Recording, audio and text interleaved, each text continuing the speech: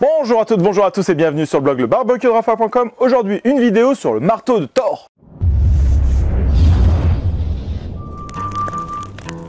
Il y a déjà plusieurs semaines, j'ai vu sur Instagram une vidéo d'un gros morceau énorme comme ça de bœuf qui était mis dans un fumoir et ensuite la viande s'effilochait totalement. Je me suis dit waouh, c'est incroyable ça.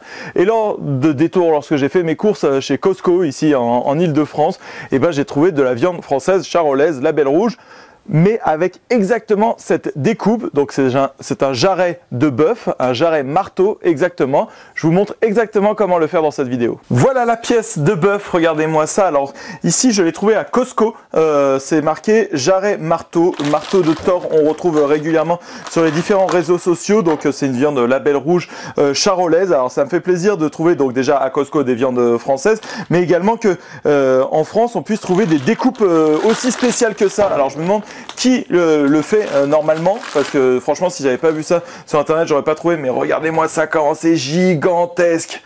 Vous avez vu ça? On est vraiment sur un morceau de dingue. Alors comme c'est du charolais, on voit que ici, au niveau du grain intramusculaire, ça manque peut-être un petit peu. Alors du coup, on va faire une technique, on va voir au fur et à mesure pour essayer de récupérer les jus, et notamment ici de l'os, et l'emballer pour avoir une belle texture. Bon, allez, il m'a l'air d'être déjà pas trop mal à l'extérieur. On va enlever une petite couche sur le dessus dans un premier temps. Voilà à quoi ça ressemble. Une fois qu'on a tout enlevé. Alors par contre j'ai peur que de ce côté là ça s'enlève un petit peu trop, donc je vais le ficeler. Je vais mettre je sais pas 2 ou 3 cordes à 3 niveaux différents ici par exemple.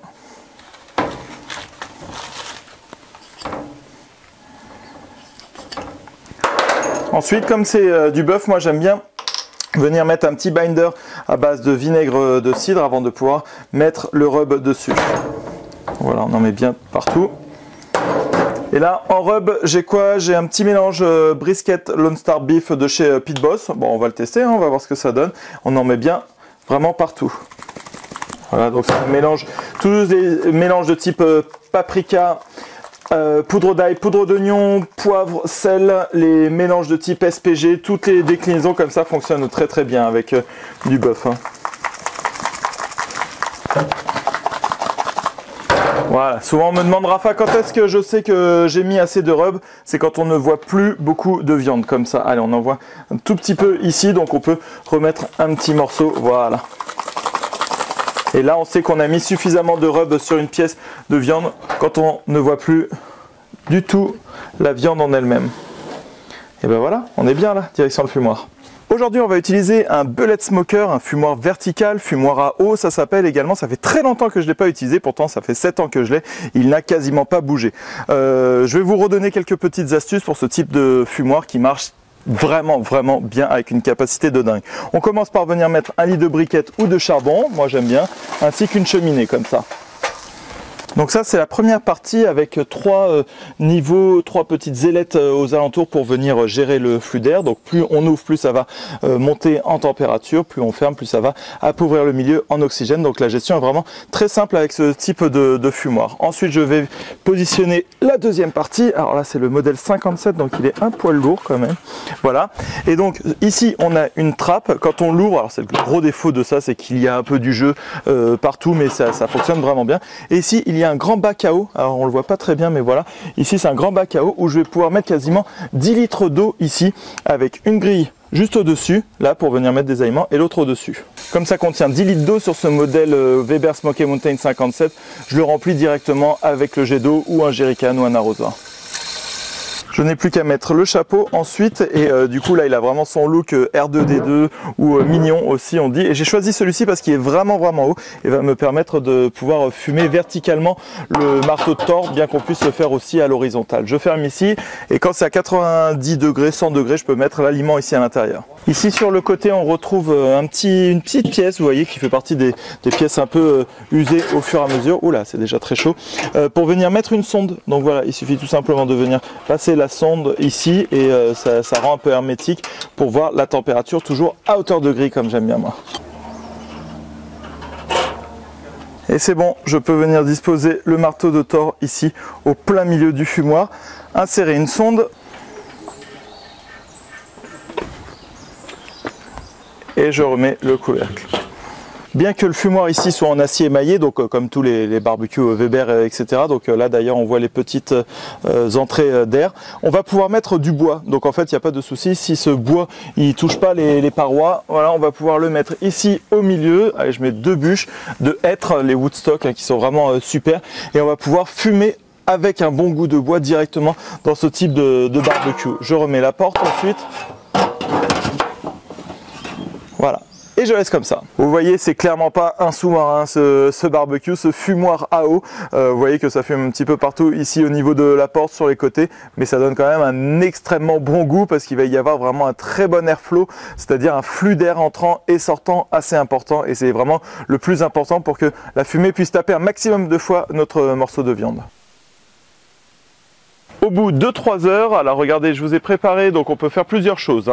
Là, ce que j'ai voulu faire, c'est le fumer un petit peu plus. C'est pour ça que là, c'est un petit peu plus noir, parce que comme c'est du charolais, je ne sais pas comment est le gras intramusculaire, si ça va bien s'effilocher, si ça va faire des tranches. Donc là, grosse phase de fumage. Et après, je vais rester un petit peu plus sur la deuxième phase de braisage.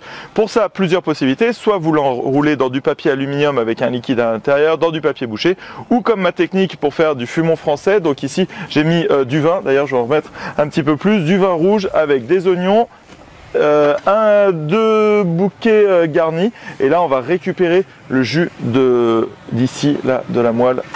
Magnifique, on va mettre comme ça, on peut mettre le couvercle et on va laisser cuire jusqu'à une température interne de 93 degrés. Toujours ici à 120, 130, on peut même monter jusqu'à 140 degrés. Et ce que je voulais vous dire, c'est que l'on appelle ça un fumoir à eau parce que vous voyez, j'ai mis juste 2 minutes le couvercle et vous voyez, c'est tout de suite hyper humide. Ça, je l'ai dans aucun autre barbecue.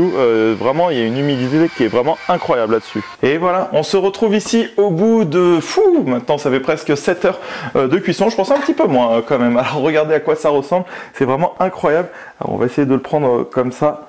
Oh, ce marteau de Thor. Alors vous voyez, c'est bien noir. Alors il y a plusieurs choses. La première, c'est que donc c'est pas cramé, c'est vraiment the bark, la croûte à l'extérieur. C'est une réaction chimique entre la fumée et le rub qui va donner cette couleur là. Et à l'intérieur, ça va être incroyable. On va voir ce que ça va donner.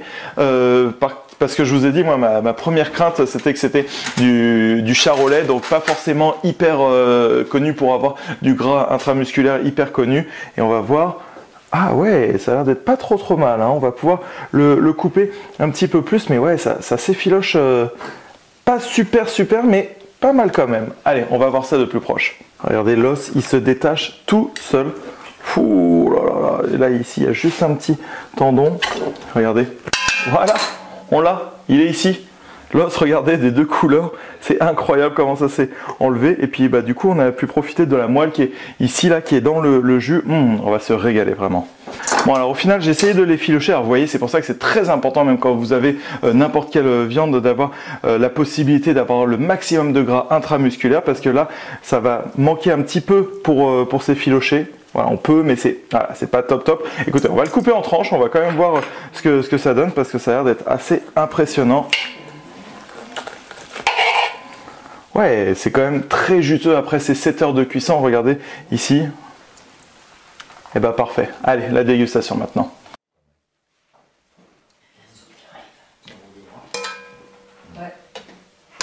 Et voilà, on arrive au bout de cette vidéo. Donc j'ai essayé de vous donner le maximum de conseils sur comment parer une viande, sur l'accroche, donc on a mis du vinaigre de cidre, sur un rub, sur comment allumer un barbecue, un fumoir à eau, un bullet smoker comme on appelle. Ça fait très longtemps que je vous avais pas montré ça, donc c'est bien des fois que je remette un petit peu des petits tips, des petites astuces comme ça pour bien utiliser son barbecue en fonction de celui que vous avez, et vous comprenez maintenant pourquoi j'en ai 17 à la maison.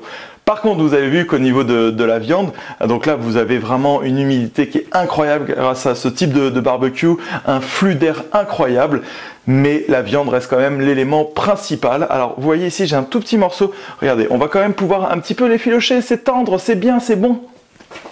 Ouais, c'est vraiment bon. Par contre, le gras intramusculaire, c'est vraiment super important. Donc vraiment pensez à prendre de l'angus. Faites attention à ça. Même si vous avez la découpe que vous avez, ça vaut notamment pour le brisket.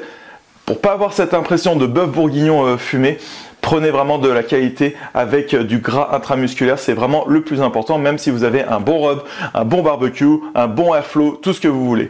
Voilà, j'espère que vous avez apprécié cette vidéo sur le marteau de Thor au barbecue. Et pour toujours plus de recettes qui changent des saucisses et des brochettes au barbecue, rejoins ma communauté de fans de barbecue sur ma page Facebook, viens liker le barbecue de Rafa, abonne-toi à mon compte Instagram et abonne-toi également à ma chaîne YouTube. Allez, à bientôt!